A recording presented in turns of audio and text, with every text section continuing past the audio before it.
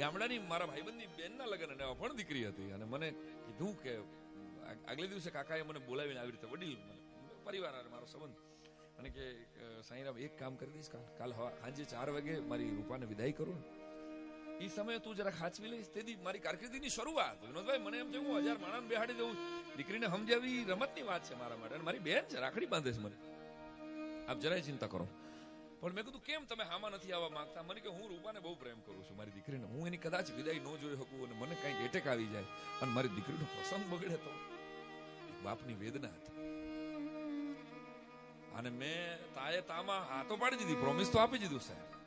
પછી જે ઘટના ઘટી 4 વાગે દીકરી ગામડાની અભણ દીકરી સાહેબ અને એને રોઈને ઝાડવા રોવડાવ્યા. મોટે પોપાડે મેં કહી દીધું હતું હું હાચવી લઈશ. મને ખબર કે કાકા અંદર વાડીમાં લગ્ન હતા ત્યાં અંદર ઓરડામાં ક્યાંક છે.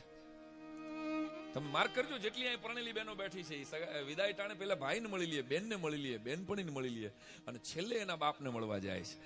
એ ગામડાની અભણ દીકરીને મારથી પૂછાઈ ગયેલું બેટા સૌથી વધારે તકલીફ તો પપ્પાને મળવામાં થાય છે. તો સૌથી છેલ્લે હું કામ પપ્પાને મળો? દીકરીએ મને વાત કીધી મને કે ભાઈ આ દેશની બધી દીકરીઓ સૌથી છેલ્લે એના બાપને એટલે મળવા જાય કે એને ખબર છે કે એના બાપને મળ્યા પછી બીજા કોઈને મળ્યા જેવી ન હોય.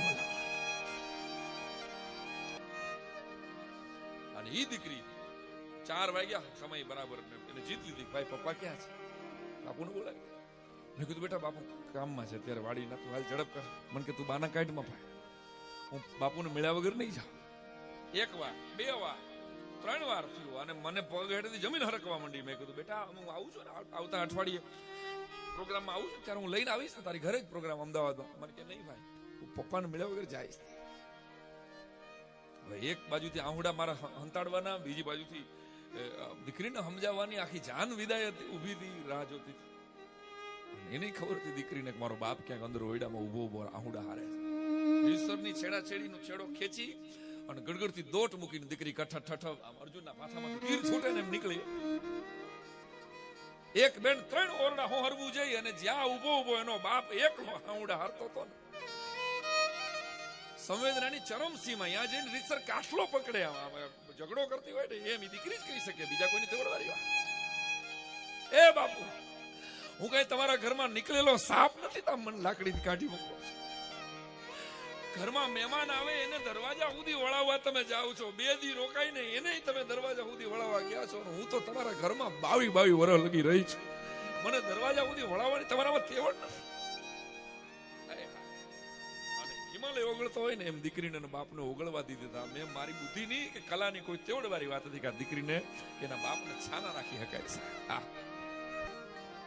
चल रही सजनी अब क्या सोचे, कजरा ना बह जाए रोते रोते, चल रही सजनी अब क्या सोचे. માગો તો દીકરી માફ કરજો. આખો પ્રસંગ તો 1.5 કલાકનો છે. મારી તેવડ નથી, આ કલાકારો સાક્ષી છે. 20 વર્ષથી ક્યાંય આખો આવડે છે એટલો કઈ નથી આવી, કારણ કે દીકરી નથી આપી અને બેને નથી આપી. એટલે હું કોઈ આવી દીકરીને જોઉં ને મને એમ થઈ જાય કે મારા ખાતાનું સુખ હોય ને એ એના ખોળામાં વયું જાય. માગો તો દીકરી માગશો દોસ્ત. વાહ. કારણ કે 28 જેટલા વૃદ્ધાશ્રમમાં કોઈને કોઈ NGO દ્વારા પ્રોગ્રામો કરવાનો મોકો મળ્યો છે સૌભાગ્ય.